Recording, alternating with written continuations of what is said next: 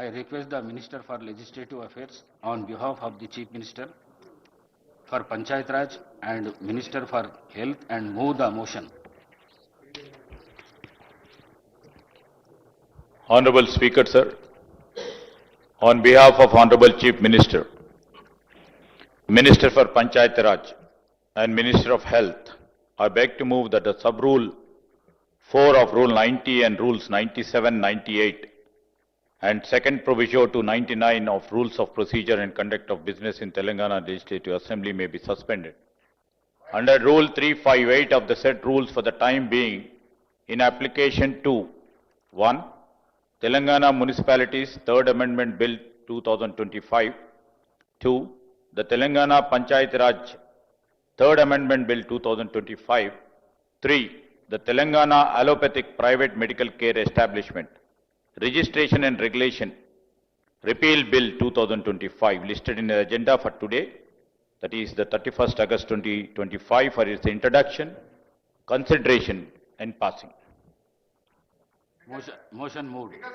The question is that the sub-rule of 4 of Rule 90 and Rules 97, 98 and second proviso to 99 of Rules of Procedures and Conduct of Business Telangana Legislative Assembly may be suspended under the Rule 358 of the said rules for the time being in the application to the Telangana Municipalities Third Amendment Bill 2025, the Telangana Panchayat Raj Third Amendment Bill 2025, the Telangana Allopathic Private Medical Care Establishment Registrations and Regularization Repeal Bill 2025, listed in the agenda for today, the 31st August 2025, for the introduction, consideration and passing.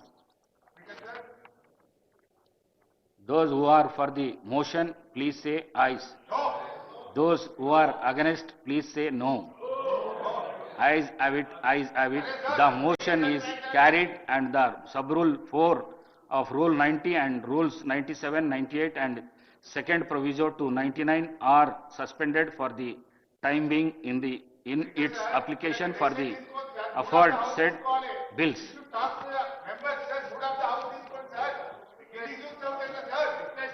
I request the Minister for Legislative on behalf of Chief Minister to move the motion for leave the introduction the Telangana Municipalities Third Amendment Bill 2025. Sir, Honorable Speaker, sir. ప్రధానంగా మా ఉద్దేశం అంతా కూడా ఈరోజు గౌరవ సభ్యులు అడుగుతున్న 2-3 అంశాలు రికార్డులో లేకున్నప్పటికీ ఆర్డినెన్స్ ని సెషన్లో ఉన్నప్పుడు బిల్స్ రూపేణా తీసుకోవాల్సిన అవసరం ఉంటుందని వారికి కూడా తెలుసు. లెజిస్లేటివ్ మంత్రిగా కూడా పనిచేసి వారి పక్కన ఉన్న గౌరవ సభ్యులు ప్రశాంత్ రెడ్డి గారు కూడా పనిచేశారు. ఆ సందర్భాన్ని పురస్కరించుకొని ఈరోజు మాట్లాడుతున్నాను అధ్యక్ష. I took the liberty of explaining it, Adhyaksha.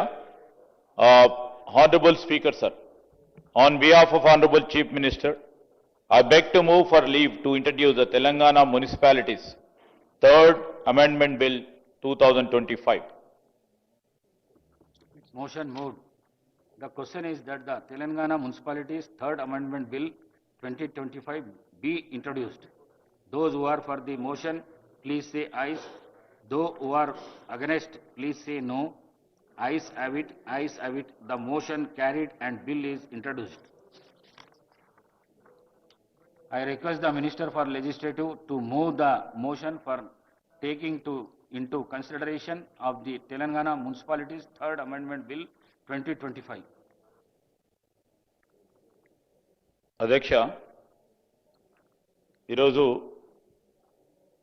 Telangana పురపాలిక చట్టం 2019 యొక్క నిబంధనలు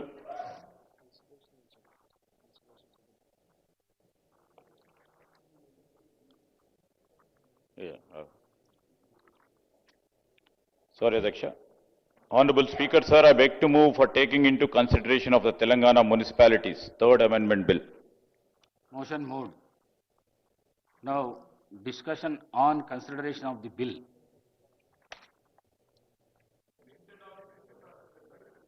ఏం సార్ అదే చెప్తాను సార్ కన్సల్టేషన్ తీసుకున్నాక అయ్యాను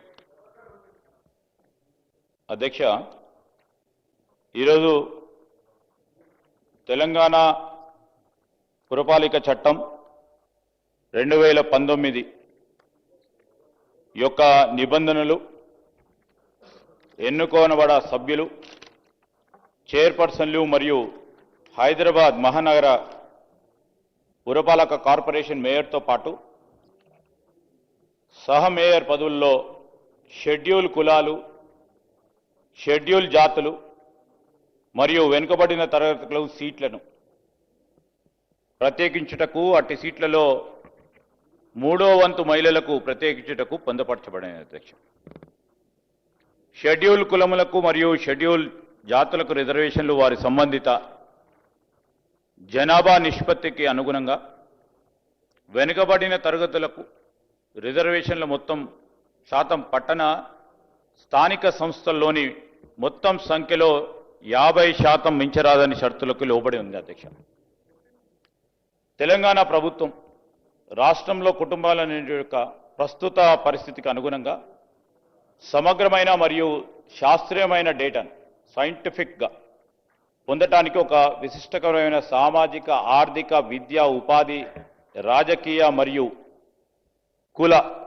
సిపెక్ సర్వేను చేపట్టింది అధ్యక్ష తర్వాత 2024 నవంబర్లో ప్రభుత్వం స్థానిక సంస్థల వారీగా కేటాయింపబడే రిజర్వేషన్ల నిష్పత్తిని వివరంగా తెలియజేయడానికి వెనుకబడిన తరగతుల పౌరుల వెనుకబాటుతనం యొక్క స్వభావం మరియు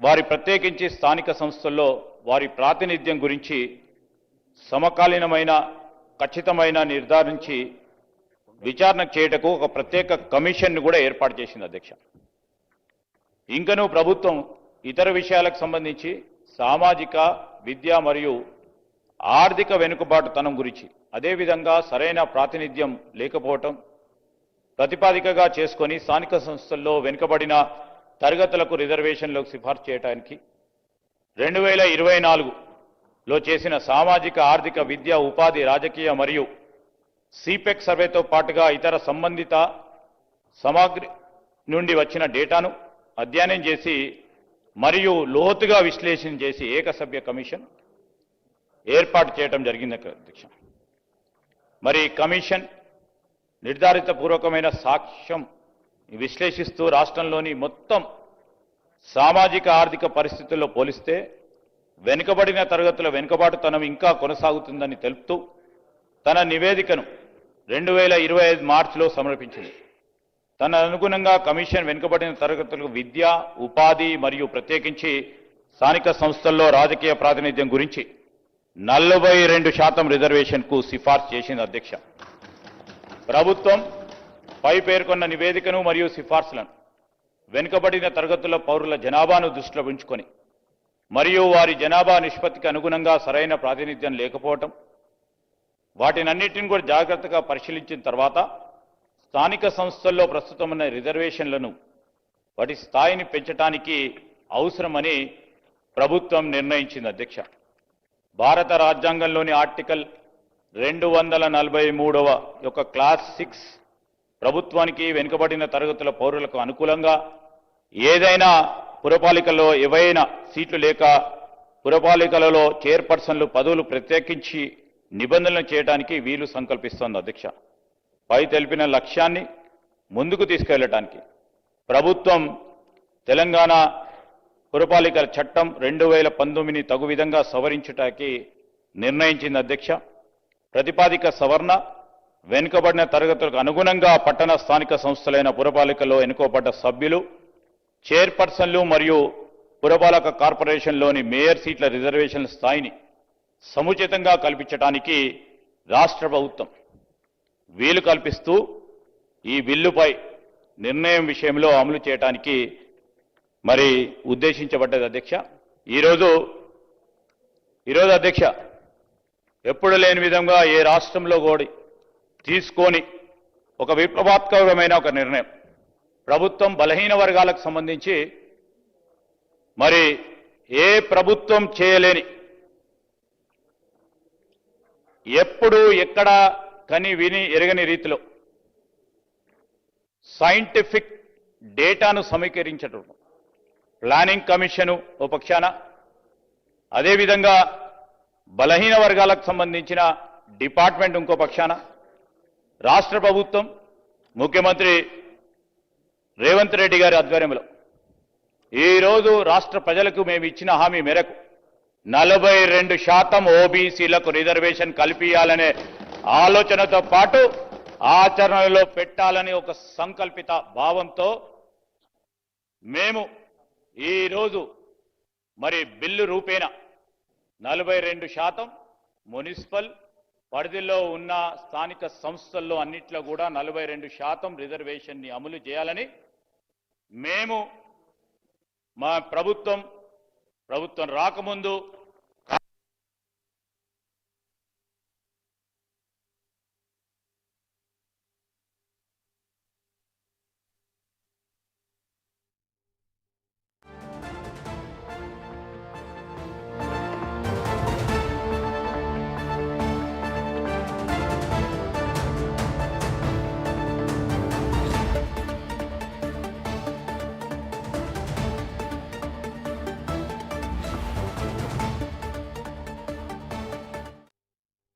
గడపను ఈరోజు పోయి వారి డేటాను